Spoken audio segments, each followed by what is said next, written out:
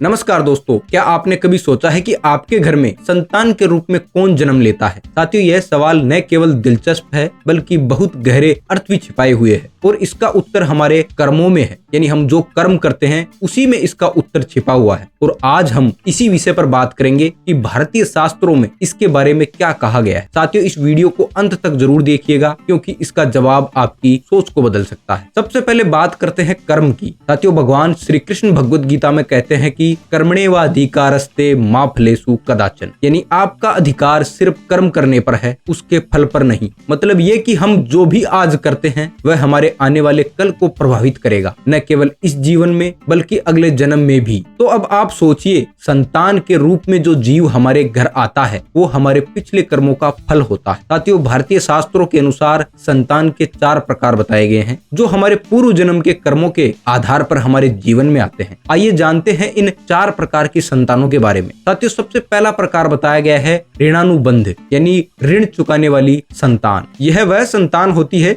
जो हमें अपने पूर्व जन्म में किए गए ऋण का भुगतान करने के लिए मिलती है। हो सकता है कि आपने किसी को नुकसान पहुंचाया हो या उनसे कुछ लिया हो, तो यह संतान आपके पास आकर आपके धन का नाश कर सकती है या फिर किसी बीमारी के रूप में आपको कष्ट प्रदान कर सकती है जब तक कि उसका ऋण चुकता न हो जाए। दूसरा प्रकार है शत्रु पुत्र। साथियों, यह वह संतान होती है जो आपके पिछले जन्म के दुश्मन से बदला लेने के लिए आपके घर आती है, यानी पिछले जन्म में आप उसके दुश्मन थे। यह संतान बड़े होकर हमेशा आपको दुख देते हैं, आपके साथ लड़ाई झगड़ा करती है और आपके लिए मुश्किलें पैदा करती है। तीसरा प्रकार बताया गया है उदासीन पुत्र या उदासीन संतान। साथियों, यह संतान ना तो माता पिता की देखभाल करती है और ना ही कोई खुशी देती है। यह अपनी जिंदगी में व्यस्त रहती है और माता पिता को अपने हाल पर छोड़ देती है। विवाह के बाद यह संतान माता पिता से अलग हो जाती है और उन्हें अकेला छोड़ देती है। चौथा प्रकार बताया गया है सेवक संतान या सेवक पुत्र, यानी सेवा करने वाली संतान। साथियों, यह वह संतान होती है जो आपके पूर्व जन्म में की गई सेवा का ऋण चुकाने के लिए आपके पास आती है। यह संतान आपके बुढ़ापे में आपकी सेवा करती है, आपको सच्चे प्रेम और समर्पण से मदद करती है। साथियों, अब आप सोच रहे होंगे कि ये संतान हमारे जीवन में क्यों आती है। इसका उत्तर है हमारे कर्म। हमारे हर अच्छे या बुरे कर्म का असर हमारे भविष्य पर पड़ता है और यही कर्म हमें फिर से उन जीवों से मिलाता है जिनसे हमारे पिछले जन्म में कोई न कोई संबंध रहा हो। आपने कभी सोचा है कि हमारी संतान, हमारे परिवार के लोग और हमारे दोस्त रिश्तेदार हमारे कर्म का ही परिणाम होते हैं। भगवत गीता में भगवान श्री कृष्ण ने कहा है कि तुम जो मानोगे वही बनोगे। अगर हम मानते हैं कि हमारे रिश्ते सिर्फ संयोग से बनते हैं तो हम यह गहरी सच्चाई नहीं समझ पाते हैं कि ये सभी हमारे कर्म का ही परिणाम है। दोस्तों, भारतीय शास्त्रों में यही कहा गया है कि जो आप बोते हैं वही काटते हैं। यदि आपने किसी के लिए अच्छा किया है तो वह अच्छा आपके पास वापस लौट कर आएगा। अगर आपने किसी को नुकसान पहुंचाया है तो वह नुकसान भी आपको किसी न किसी रूप में वापस मिलेगा। अब सवाल ये उठता है कि हमें कैसे जीवन जीना चाहिए। इसका उत्तर है करुणा, सहानुभूति और आत्मीयता के साथ। हर व्यक्ति से, खासकर अपने बच्चों से, हमें हमेशा अच्छे तरीके से व्यवहार करना चाहिए ताकि हम अच्छे कर्मों का फल पा सके। तो दोस्तों, जैसे जैसे हम जीवन में आगे बढ़ते हैं हमें यह समझना चाहिए कि हम जो भी कर्म करेंगे वो हमेशा भविष्य को निर्धारित करेगा। संतान जो हमारे पास आती है वह हमारे पिछले कर्म का ही नतीजा होती है। तो आज आप जो बीज बोएंगे वही कल आपकी फसल बनकर उगेगी। साथियों, मुझे उम्मीद है कि इस वीडियो ने आपकी अपनी संतान और रिश्तों को समझने का एक नया तरीका दिया है। याद रखिए, जीवन में सही कर्म करें ताकि आपको सही फल मिले। अगर आपको यह वीडियो अच्छा लगा हो तो लाइक, शेयर और सब्सक्राइब जरूर करें। मैं फिर मिलूंगा एक और नई वीडियो के साथ। तब तक के लिए अपना ध्यान रखें और अच्छे कर्म करते रहिए। हरे कृष्णा।